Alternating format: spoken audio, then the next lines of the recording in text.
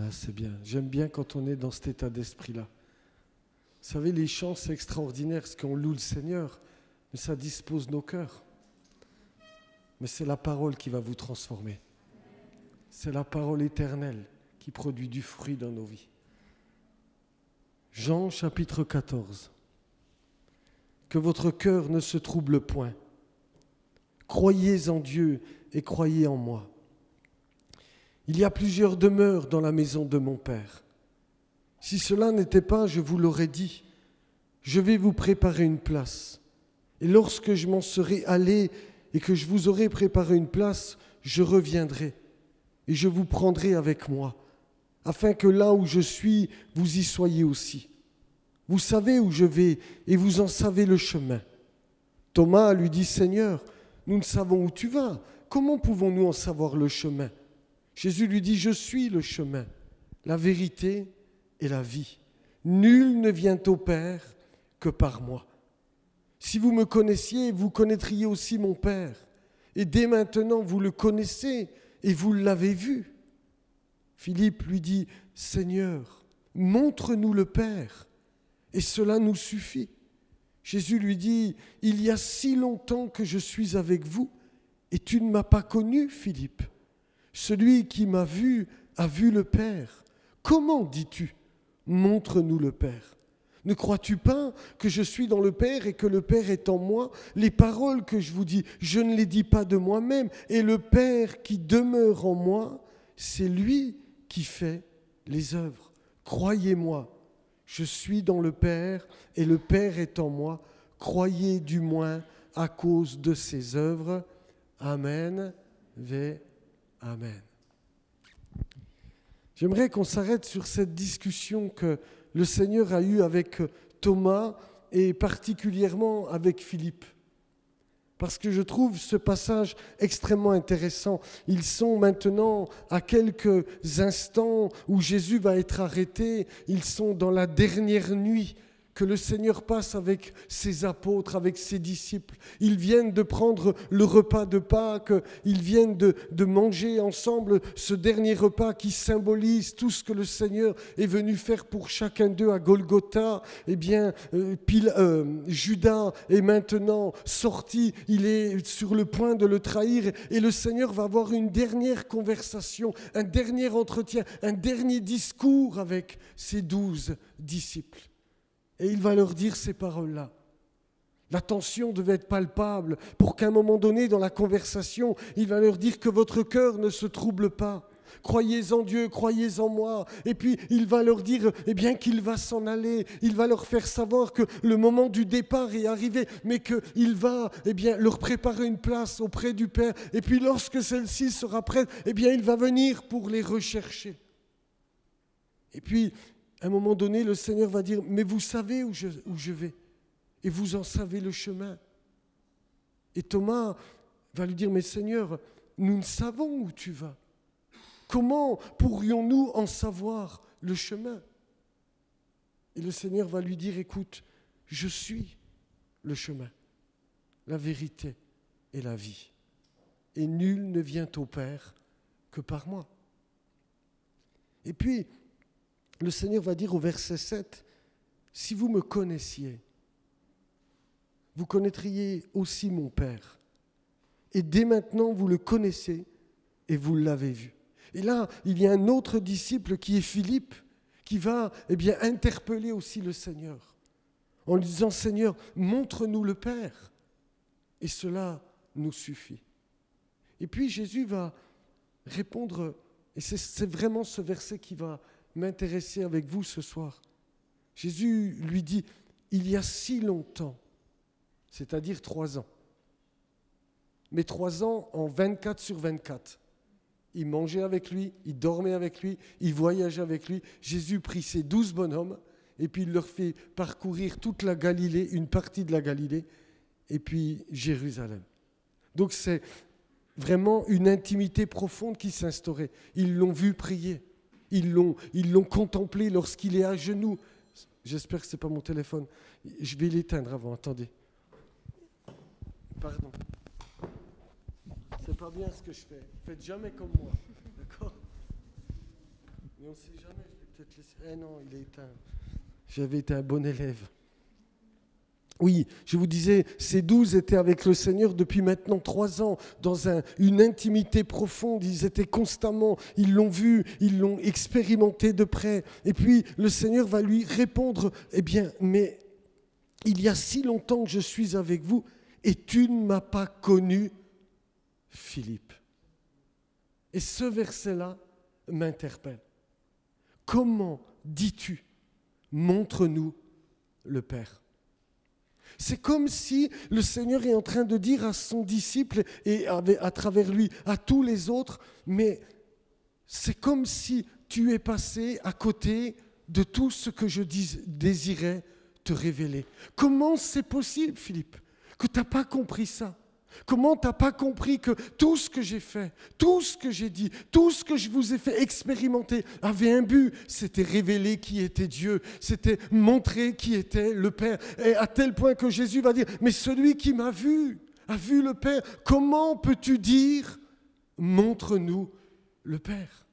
J'ai l'impression que par la réponse de Jésus à Philippe, il y a cette question qui vient résonner. Mais comment est-ce possible qu'après tout ce temps d'intimité, tu ne m'as pas connu ? Tu es passé à côté de ce que je voulais te révéler. Et la question qu'on doit se poser pour nos vies personnelles, après 1, 2, 5, 10 ans, voire plus pour les plus vieux, comment connaissons-nous encore Jésus ? Est-ce que vraiment nous connaissons le Jésus de la Bible ? Ou est-ce que nous sommes façonnés un Jésus que nous souhaitons ou nous désirons ? C'est une question très importante parce que je suis convaincu que c'est le combat spirituel dans lequel nous sommes toutes et tous engagés. Le cœur du combat spirituel, c'est qui est Dieu. Et ce que Jésus est venu faire, c'est de révéler qui est Dieu véritablement. Et la question que tu dois te poser ce soir, c'est comment est-ce que je le connais ? Parce que nous, les hommes, nous avons cette capacité terrible de nous façonner un Dieu à notre image et d'avoir le Jésus qu'on désire avoir. Et de passer en vérité à côté de ce que lui souhaiterait nous révéler. Et on se rend compte dans ce passage, ils sont dans ce temps d'intimité que j'ai envie de dire, je ne sais pas si c'est bien de dire ça, mais on a l'impression presque que Jésus est étonné, que Jésus est surpris d'entendre Philippe lui dire, mais montre-nous le Père et cela nous suffit. Mais comment est-ce possible que tu me dis ça ? Il y a si longtemps que je suis avec vous. Philippe, t'es passé à côté de tout.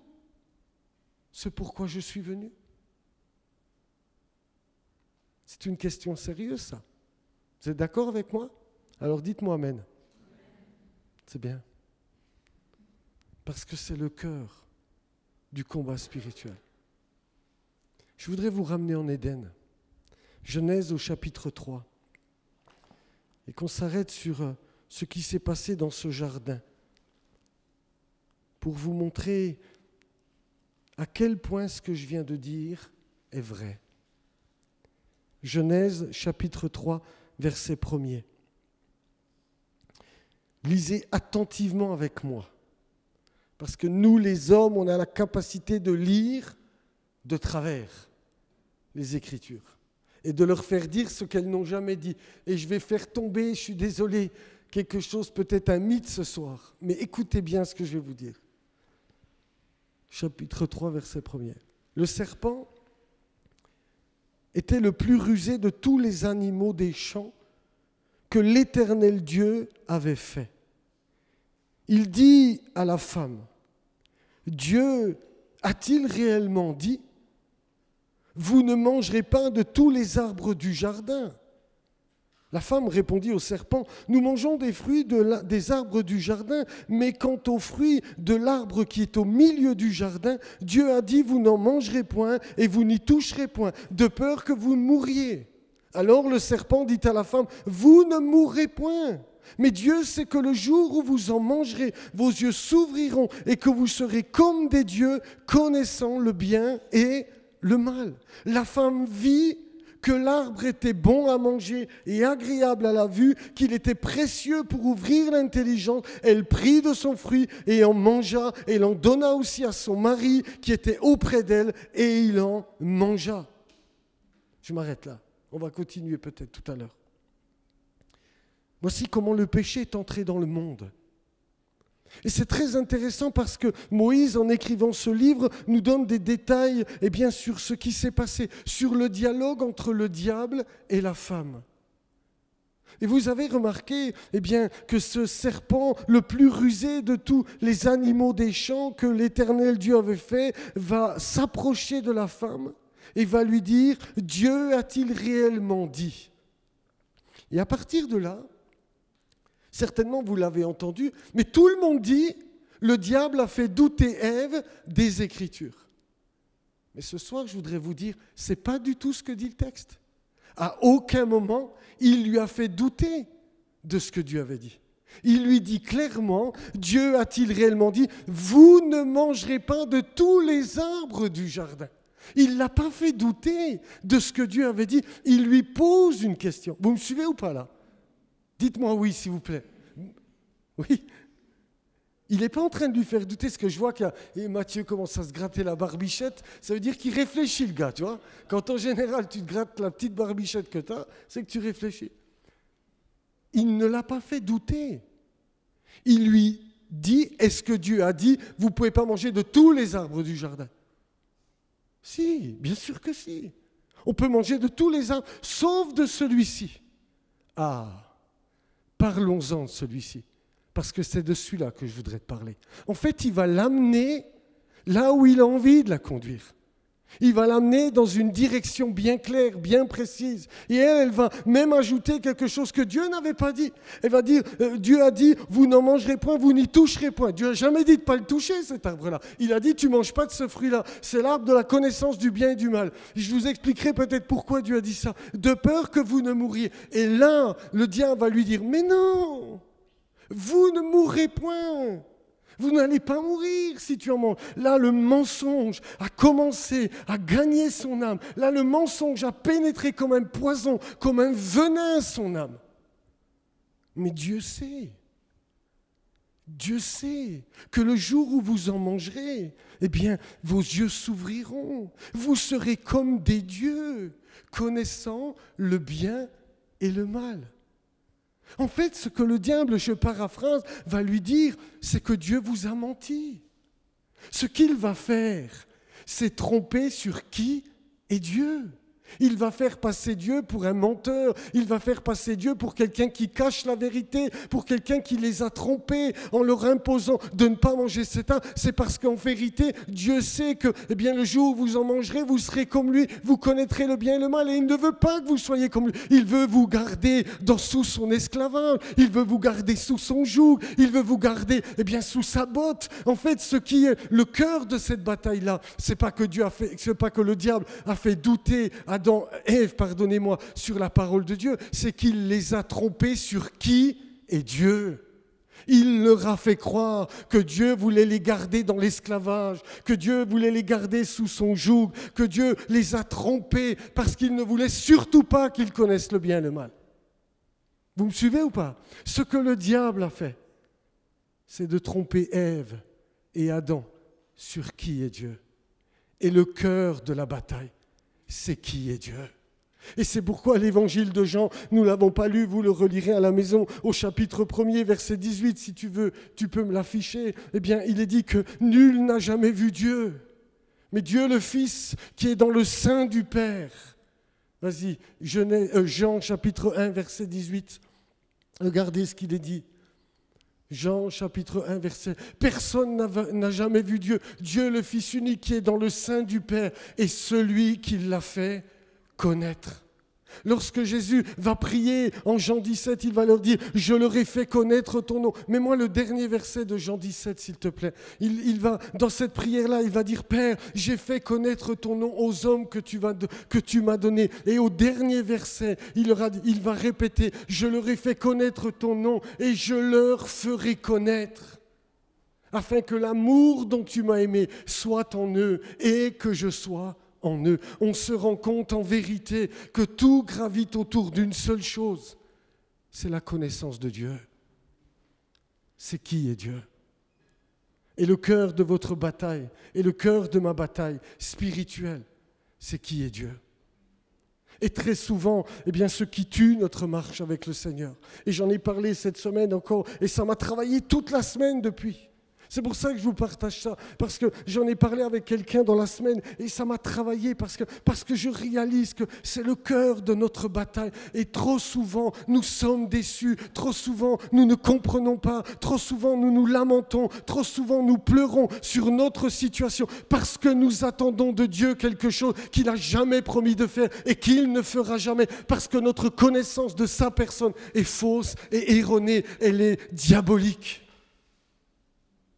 Alors que si vous le connaissiez, si nous le connaissions tel qu'il est véritablement, il n'y aurait pas de surprise, il n'y aurait pas de déception, il n'y aurait pas de tromperie et le diable n'arriverait pas à nous amener là où nous n'avons pas à aller. Parce que ce qu'Adam aurait dû répondre, c'est comment est-ce possible? Tu nous dis que celui qui nous visite tous les soirs dans ce jardin est un menteur, c'est toi le menteur.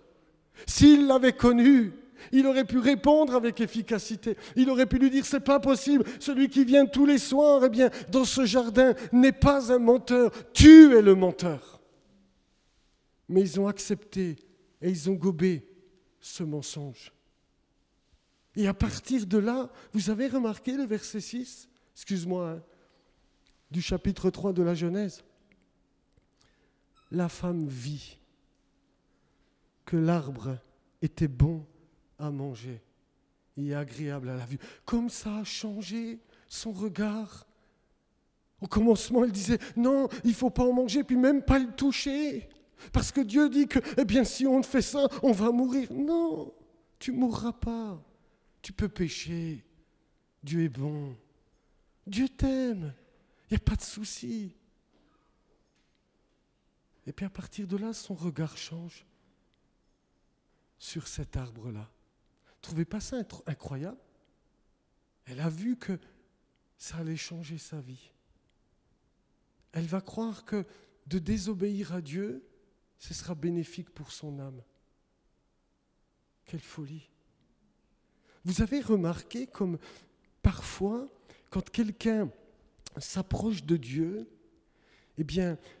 la chose la plus difficile à accepter et à recevoir, c'est d'abandonner cette idée que de s'offrir à Dieu, c'est de perdre sa liberté. Vous êtes d'accord avec moi ou pas? Combien nous ont dit, ouais, mais si je m'approche de lui, je ne pourrai plus faire ça, je ne pourrai plus aller là.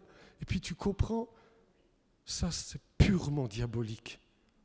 Parce que c'est ce qui s'est passé en Éden. Dieu vous trompe, il veut vous tenir écrasé sous sa coupe.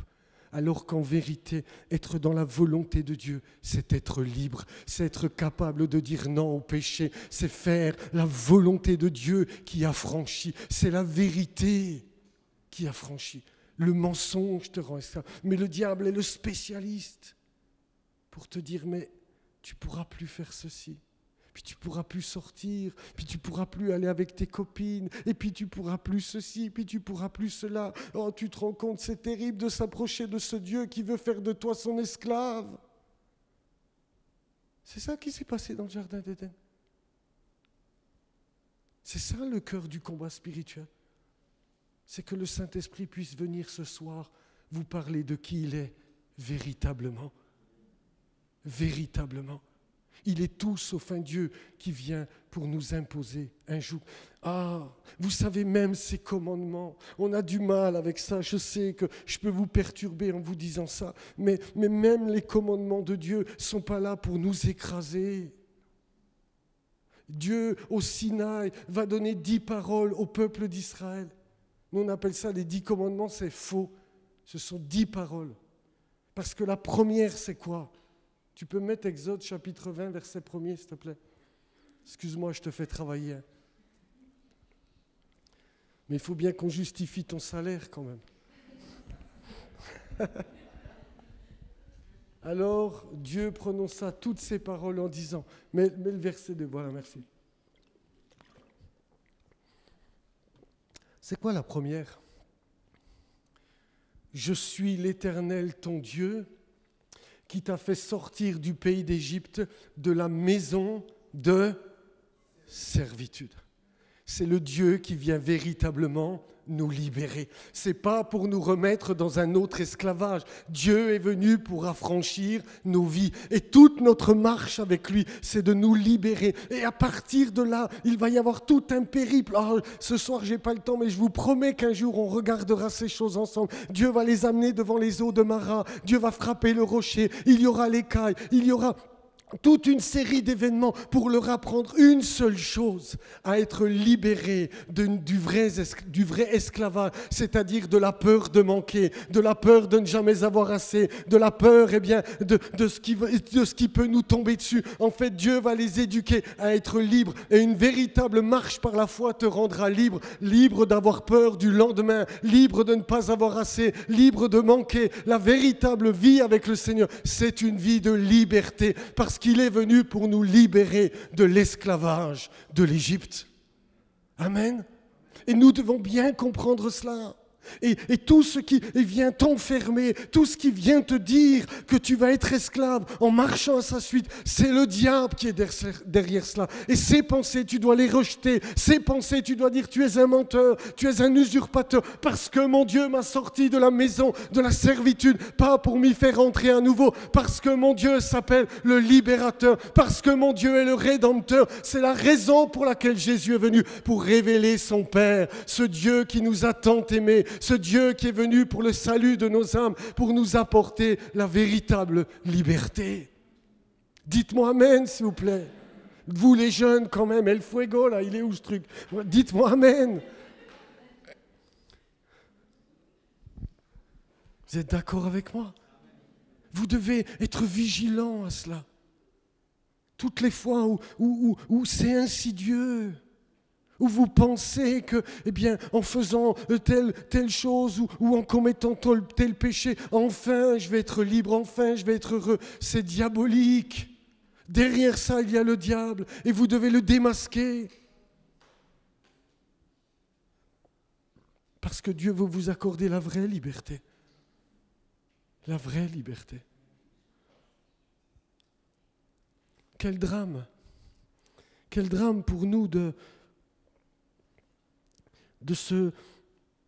méconnaître qui est le Seigneur.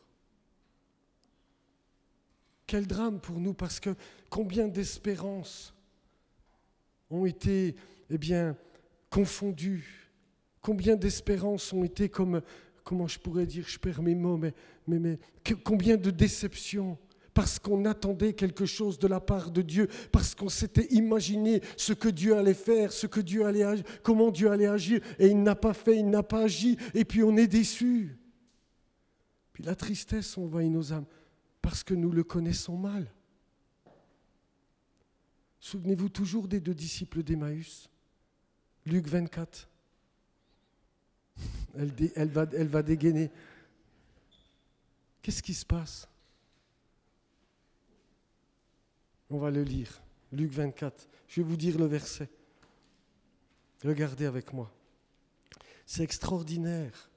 C'est tellement important que nous méditions ces choses. On va tout lire à partir du verset 13. Et voici, ce même jour, 2 disciples allaient à un village nommé Emmaüs, éloigné de Jérusalem de 60 stades. Et ils s'entretenaient de tout ce qui s'était passé. Pendant qu'ils parlaient et discutaient, Jésus s'approcha et fit route avec eux. Mais leurs yeux, vous avez remarqué qu'il y a un rapport, on y vient après, mais leurs yeux étaient empêchés de le reconnaître. Il leur dit, « De quoi vous entretenez-vous en marchant pour que vous soyez tout tristes ?» L'un d'eux, nommé Cléopas, lui répondit, « Es-tu le seul qui, séjournant à Jérusalem, ne sache pas ce qui est arrivé ces jours-ci ? Quoi leur dit-il? Et ils lui répondirent, ce qui est arrivé au sujet de Jésus de Nazareth, qui était un prophète puissant en œuvre et en parole devant Dieu et devant tout le peuple, et comment les principaux sacrificateurs et nos magistrats l'ont livré pour le faire condamner à mort et ils l'ont crucifié. Nous espérions que ce serait lui qui délivrerait Israël. Mais avec tout cela, voici le 3e jour que ces choses se sont passées. Il est vrai que quelques femmes d'entre nous nous ont fort étonnés, s'étant rendues de grand matin au sépulcre, n'ayant pas trouvé son corps. Elles sont venues dire que des anges leur sont apparus et ont annoncé qu'il est vivant. Quelques-uns de ceux qui étaient avec nous sont allés au sépulcre. Ils ont trouvé les choses comme les femmes l'avaient dit, mais lui, ils ne l'ont point vu. Je m'arrête là. Très intéressant ce passage. Ces 2 hommes marchent tout tristes, dit le texte. Et Jésus va s'approcher d'eux et va faire route avec eux. Mais ils sont empêchés de le reconnaître. Leurs yeux sont incapables de comprendre qu'il est là. Et le drame de cette histoire, c'est qu'ils vont se plaindre de l'absence de celui qui se tient et qui marche avec eux. Comme combien de fois ça vous est arrivé ? De penser que Dieu vous avait abandonné, de penser que Jésus n'était pas là, je suis seul dans ma galère, et puis tu fais pas ce que je te dis, et puis je te prie pour que tu me délivres, et je suis toujours pas délivré, et puis je te prie pour ceci, et tu as toujours pas fait, et puis tu viens au culte, et tu les vois tous louer, tu les vois tous adorer, et tu dis, de toute façon moi, il fait rien pour moi, eh bien, il m'exauce jamais, tu te plains de l'absence de celui qui est à tes côtés et qui fait route avec toi, parce que ton regard est incapable de le discerner. C'est quand même terrible ça. Ils sont complètement découragés pour une seule raison. Regardez ce qu'il est dit. Je relis le verset 19. Quoi leur dit-il? Et ils lui répondirent, mais ce qui est arrivé au sujet de Jésus de Nazareth, qui était un prophète puissant en œuvre et en parole devant Dieu, devant tout le peuple. C'est comme ça qu'ils le connaissaient. Mais Jésus est-il un prophète ou le Fils du Dieu vivant et vrai? Il est bien le Fils du Dieu vivant et vrai. Dites Amen à ça. Non mais avec conviction, dites-moi Amen. Il est le Fils du Dieu vivant et vrai. Mais eux le considéraient comme un prophète, certes puissant. Alors qu'est-ce qu'ils attendaient du prophète? Qu'il les délivre de l'Empire romain. Nous espérions que ce soit lui qui nous délivrerait. Mais voilà, ça fait 3 jours qu'il est mort. Oh, il est vrai que quelques allumés sont venus nous dire qu'il était ressuscité. En plus, c'est des femmes. Donc, vous savez, en ce temps-là, la parole des femmes, ça coûtait pour rien. Je sais, les frangines, vous allez me dire, ça n'a pas changé, mais ce n'est pas vraiment vrai. D'accord? Mais à cette époque-là, c'était vrai. La femme n'était même pas écoutée au tribunal. Ne regarde pas avec tes yeux. Il est vrai, quelques-unes ont dit ça, mais des disciples ont été voir quand même, parce que les hommes ont été vérifiés. Mais ils ne l'ont pas vu. Alors ils sont tout tristes, parce qu'ils attendaient quelque chose que Jésus n'avait jamais promis, parce qu'ils s'étaient fait une idée de comment et de quelle manière le Messie devait agir. Ils s'étaient imaginé comment ce grand prophète devait faire et ce que Dieu devait leur accorder. Puisque Dieu ne leur a pas accordé, ils étaient tristes. Et tout gravite autour d'une seule chose. S'ils avaient connu qui il était, s'ils avaient compris qu'il était venu pour le péché, pour nous accorder la victoire contre le péché et contre le diable lui-même, qui nous a trompés dès le commencement, qui est menteur au commencement, alors ils auraient été tout joyeux de ce qu'il avait donné sa vie pour le salut de nos âmes, et ils seraient dans l'attente de la résurrection de Jésus-Christ de Nazareth. Et voilà qu'ils pensaient que c'était juste un prophète. Il n'était pas plus grand que les autres. Il ne peut pas ressusciter. Jésus, lui, pouvait ressusciter des morts. Si lui est mis à mort, c'est fini pour nous. Tout gravitait autour de cette connaissance et d'une attente déçue. Ça vous est jamais arrivé, ça? Rassurez-moi, je ne suis pas le seul. Ça vous est jamais arrivé d'avoir des attentes déçues? De vous imaginer ce que Dieu va faire? Nous, vous avez remarqué, on est les champions. On prie, et quand on prie, on s'imagine déjà comment Dieu va exaucer notre prière. Vous êtes d'accord avec moi? Et puis parfois même on lui dit, Seigneur, étends ta main, va dans le cœur de ma femme, change-la, fais quelque chose. Puis Jésus me dit, mais Jérôme, c'est toi qui dois changer, c'est pas ta femme. Ah ouais, mais ça, Seigneur, c'est pas ce que je t'avais demandé, quoi. Mais je laisse ça pour que toi tu changes. Pour que toi... Ouais, je dis pas que ma femme c'est une épreuve, hein, n'allez pas lui dire ça. J'ai pris cet exemple comme ça, hein, comprenez ce que je veux dire. J'aurais dû prendre Anaël. Mais c'est vrai, nous sommes comme ça. Et parfois on est déçus parce qu'on s'imagine que... Mais jamais le Seigneur a promis. Vous savez, je suis un grand fan des évangiles. Et l'évangile de Matthieu, il y a quelque chose qui est très intéressant. On ne va pas le lire, t'inquiète ma sœur. Mais Matthieu va démarrer son évangile avec une biographie. Une généalogie, je devrais dire. Ce n'est pas biographie, c'est faux. Pardonnez-moi. C'est bien de me reprendre. Il va donner toute la descendance. Puis dans cette descendance, il va nous donner 5 noms de femmes. Vous les connaissez? Non? Oui? C'est simple. Il va parler de Rahab, il va parler de Ruth, il va parler de la femme d'Uri, comme pour dire, ce n'était pas la femme de David, hein? La femme d'Uri qu'il va dire. Il va bien évidemment parler de Marie, sa mère. J'en ai cité combien là? 4, donc il y en a une 5e, et de Tamar. Vous savez, la belle-fille de Judas. C'est très intéressant. Il démarre son évangile de cette manière-là. Où est Sarah? Où est Rebecca? Où sont les grandes matriarches d'Israël? Ces femmes d'exception. Tamar, excusez-moi, c'est pas très catholique, hein, ce qu'elle a fait. Elle s'est, j'allais dire transformée, après je suis fatigué ce soir. Hein. Elle s'est changée, elle s'est déguisée. Elle s'est déguisée en prostituée, puis elle a couché avec son beau-père. Vous connaissez cette histoire ou pas? Pour qu'il lui fasse un enfant. Tamar, quoi. Ensuite, Rahab. Rahab, c'est la prostituée de Jéricho. Ensuite, Ruth, c'est une Moabite, exclue totalement du peuple d'Israël pour toutes les générations à venir. Et puis, comme je vous disais, le roi David engendra Salomon de la femme d'Uri, comme pour nous dire, c'était pas vraiment sa femme, quoi. Il y a adultère dans l'affaire là.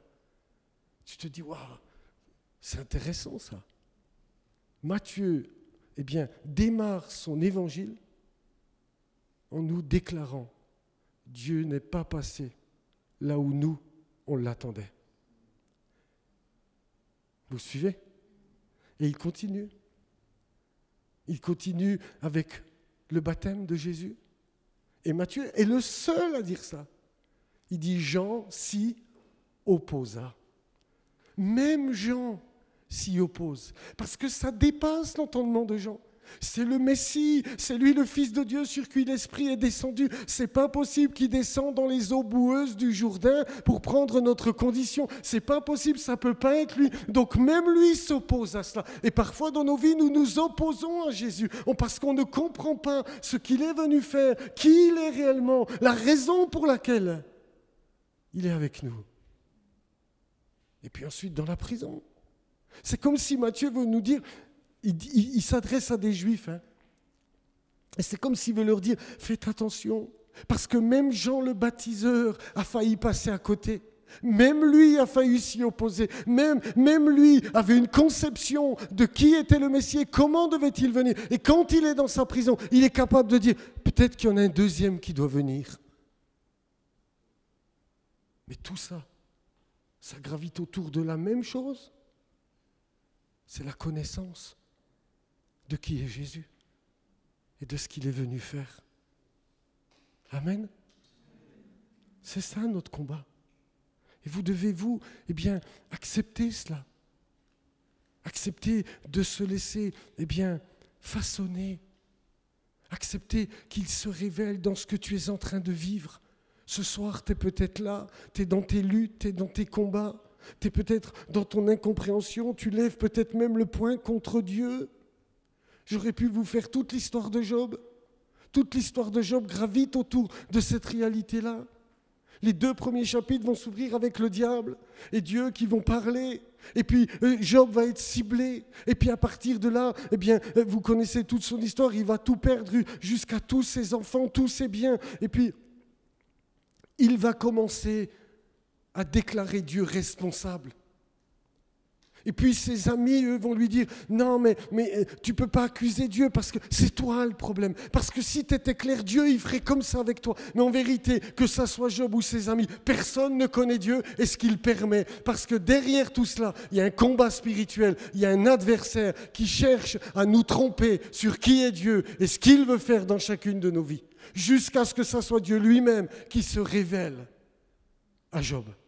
Et là, il dit, j'avais entendu parler de toi, mais maintenant mon œil t'a vu. Et vous avez remarqué, le regard d'Ève a changé dans le jardin d'Éden. Les disciples d'Emmaüs sont incapables de le reconnaître. Job a eu besoin que ses yeux s'ouvrent sur qui est véritablement Dieu et ce qu'il est en train de faire. De la même manière que dans tes luttes et dans tes combats, ne cherche pas et n'attends pas de Dieu ce qu'il n'a pas promis de faire. Laisse-lui se révéler à toi. Tu viens simplement à lui en lui disant, Seigneur, dans ce que je vis, dans mes luttes, dans mes combats, parle-moi de qui tu es. Dis-moi ce que tu es en train de faire. Révèle-toi à mon cœur comme jamais tu l'as fait. Et à partir de là, croyez-moi, tout va changer. Tout va changer parce que votre regard va changer sur la situation, sur les événements et la délivrance peut prendre place. Et trop souvent, Jésus fait route et il cherche à se révéler à ses 2 disciples d'Emmaüs. Je n'ai pas terminé tout à l'heure, mais vous avez remarqué, il va les reprendre. Oh, mon cœur lent à croire tout ce qu'ont dit les prophètes. Ne fallait-il pas que le Christ souffre ces choses et qu'il entre dans sa gloire ? Il va leur révéler que c'était bien son projet, que c'était bien lui, que c'était clair, que les prophètes avaient dit. Mais ils ont tordu le sens de tout cela parce qu'ils s'étaient mépris sur sa personne. Ils n'avaient pas compris que c'était bel et bien le Fils de Dieu qui devait mourir et ressusciter d'entre les morts. Alors ils sont tout tristes. Comme ce soir, tu peux être tout triste. Parce que tu attends de Dieu quelque chose qu'il n'a jamais promis de faire. Je ne suis pas en train de vous dire que vous allez ne jamais expérimenter la délivrance. Je ne suis pas en train de vous dire que le Seigneur n'est pas capable de vous libérer ce soir. Ce n'est pas ça que je suis en train de vous dire. Je suis en train de vous dire dans ce que vous êtes en train de vivre. Laissez-le se révéler à votre cœur tel qu'il souhaite se faire connaître pour que vous connaissiez le vrai Dieu vivant et vrai et que vous soyez des vainqueurs du diable et de ses mensonges. Tu as dit Amen, mais c'était tout petit. Dis-le plus fort. N'ayez pas peur de dire Amen. Vous savez ce que ça veut dire, Amen? Qu'est-ce que vous dites? Je t'écoute, Sarah. Qu'il en soit ainsi. Qui dit autre chose? Hein? Ouais, toi, tais-toi. Ça veut dire en vérité. En vérité. C'est la vérité. Ça vient de la racine émet, qui veut dire vérité.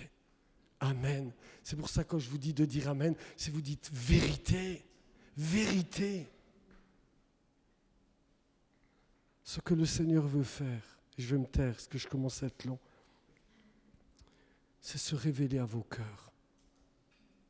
Il voudrait vous dire qui il est. Tu souffres peut-être ce soir. Tu es peut-être dans tes luttes et dans tes combats. Il veut s'approcher de toi et faire route avec toi pour te dire qui il est véritablement et ce qu'il veut réellement produire dans ta vie. Et son but premier, c'est de te libérer de toi-même. De te libérer de toi-même par l'œuvre de la croix. C'est pour ça qu'il est venu.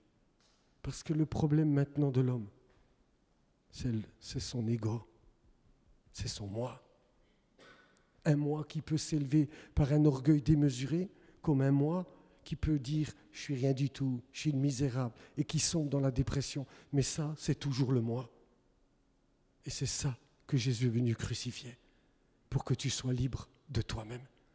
Parce que le mensonge du diable a fait de nous les pires esclaves de toute l'histoire. Nous sommes esclaves de nous-mêmes. Là, j'attendais Amen. Nous sommes esclaves de nous-mêmes. Nous pouvons avoir un moi qui s'élève. Tu te prends pour le meilleur. Poussez-vous, c'est moi que voilà. Moi, je joue du piano. Écoutez-moi. Mais tu peux avoir un moi qui s'abaisse. Je suis rien du tout. Je suis misérable. Et puis j'enquiquine tout le monde. Et puis tout ce que je fais, c'est nul. Et puis ceci. Mais crois-moi, c'est toujours l'ego qui est au centre de tout. Mais la bonne nouvelle, c'est que Jésus est venu pour te libérer de toi-même. Par Golgotha, il nous a condamnés, il nous a crucifiés. Et il dépose en nous une vie nouvelle à sa ressemblance. Pour que nous apprenions à le connaître dans tout ce que nous allons expérimenter, dans tout ce que nous allons vivre, dans tout ce que tu es en train de traverser. Jésus veut se révéler à toi. Alors, qu'il n'en soit pas comme Philippe. Seigneur, montre-nous le Père, et cela me suffit. Philippe, il y a si longtemps que je suis avec toi, et tu ne m'as pas connu. Moi, ma prière, c'est que vous et moi, c'est pas bien de dire moi en premier, mais j'ai presque envie, c'est que nous le connaissions véritablement. C'est ça le plus important, c'est de le connaître. Il n'y a rien de plus important que ça. Je veux connaître Jésus tel qu'il est. Vous ne serez plus jamais déçus parce que vous n'attendrez pas. Nous, parfois, excuse-moi Naël, non mais ne fais pas la tête, mais nous, nos enfants, parfois, ils veulent un Dieu qui arrange toutes nos petites histoires. Une fois, on rentrait de vacances, on était sur l'autoroute, j'avais loué un gros camping-car, mais elle était petite, et on éclate un pneu sur l'autoroute. Le truc, il vacille dans tous les sens, puis j'arrive à me garer, parce que je suis un super bon conducteur. Non, c'est pas vrai. Non, je plaisante. J'arrive à me garer, quoi. Et c'était le jour de mon anniversaire. Anaëlle, elle sort du camping-car en furie. Petit bout de chou comme ça. Elle me dit, mais comment c'est possible que Jésus, il ait permis ça? Tu te rends compte? Et en plus, c'est le jour de ton anniversaire. Oh ben tu parles d'un Seigneur. Oh ben tu parles, puis elle n'arrêtait pas. Je dis, chérie, c'est pas la MAF, Jésus, hein? C'est pas une assurance multirisque, hein? Il n'est pas là pour régler toutes tes petites affaires. Il n'est pas là pour arranger ton petit quotidien. Bénis-le, nous n'avons pas fait d'accident. Bénis-le, nous sommes tous en santé. Bénis-le. Et ce soir, fêtons mon anniversaire. Mais nous, dans notre conception, il faut un Jésus qui arrange nos petites histoires. Et quand il ne les arrange pas, on est en colère contre lui. C'est parce que tu ne l'as pas connu. Moïse disait ceci. Fais-moi connaître tes voies et je te connaîtrai. Fais-moi connaître tes voies. Fais-moi savoir ce que tu veux faire, ce que tu es en train de faire. Et je te connaîtrai. Et c'est ça le plus important. Ce n'est pas un Jésus qui arrange mes petites histoires. C'est ce que lui veut véritablement faire, en sachant qu'il m'aime, qu'il vous aime, et qu'il veut la liberté pour vos âmes. Amen. Alors, ce soir, on va prier, et puis on va lui dire, fais-toi connaître davantage à mon cœur. puis dans ce que tu es en train de vivre, abandonne tes raisonnements, abandonne tes attentes et tes déceptions pour lui dire, Seigneur, révèle-toi à moi, afin que je sois réellement libre ce soir. Parce que moi, je crois que ce Jésus est au milieu de nous et qu'il veut vraiment se révéler à nos cœurs et qu'il souhaite nous faire connaître la vraie liberté, celle pour laquelle il a payé un si grand prix. Amen. Avant peut-être de demander aux musiciens de revenir, vous pourriez me chanter le dernier chant que vous avez fait, Je m'abandonne en entier, ou un autre, mais qui me parle de la connaissance du Seigneur. Vous avez dans votre répertoire? Sinon, il y a Auquel paix dans ce moment. Voilà. Ouais, vous pouvez me chanter ça? Je sais, vous n'avez pas répété, Mathieu, mais on s'en fiche. Faites-moi chanter ça, et puis on va prier ensemble. On va lui dire, Seigneur, révèle-toi. Dans ce que je suis en train de vivre, Seigneur, dis-moi ce que tu veux faire. Révèle-moi ta personne, afin que j'expérimente le vrai salut, celui que Dieu est venu apporter. Amen.